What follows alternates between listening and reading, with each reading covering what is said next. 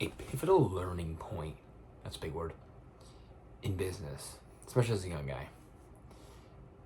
The number one tip is when to say no. It's as simple as it sounds. When you first get into a business, all you want to do is say yes to every single job. Obviously, you want to make money, you want to get jobs, you want to have people know who you are, you want to do a good job. And that's the pressure that comes with being a business owner. You want to make sure it's done right, it's done perfectly. There's going to be problems in every single job. For example, today, I thought it was a good idea to do a repair today.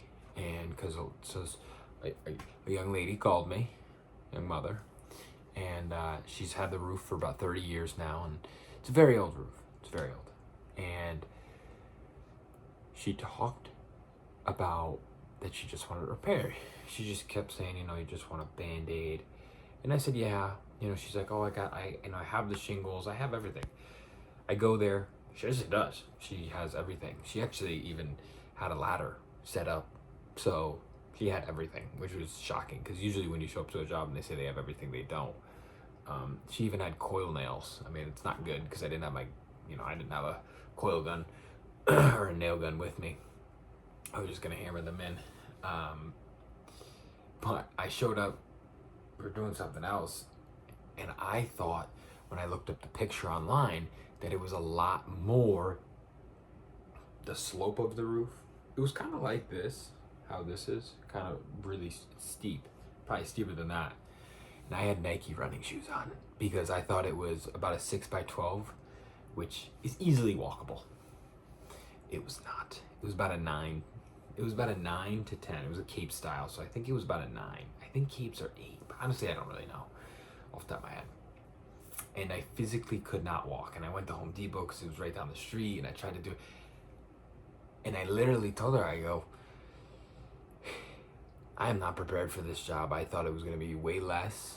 I'm sorry that this is what happens. But I was really unprepared.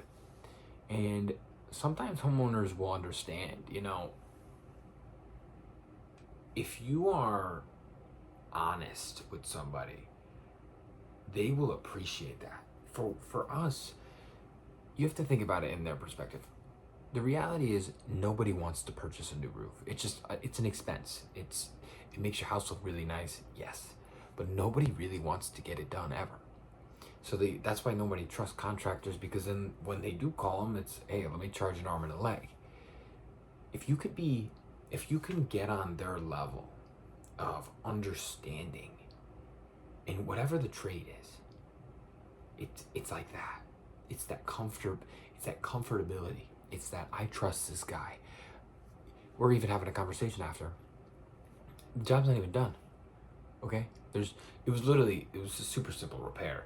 It's just I didn't have the proper attire, and that's my fault.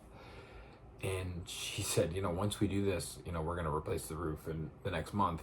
I just need this quick Band-Aid basically to be put up.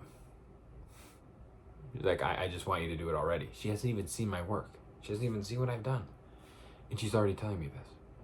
Now, a lot of people overpromise. It's very sweet, but it's a side of you can trust me. And you should give the homeowner or the person or the business owner, whatever it is, no reason not to trust you in business. So,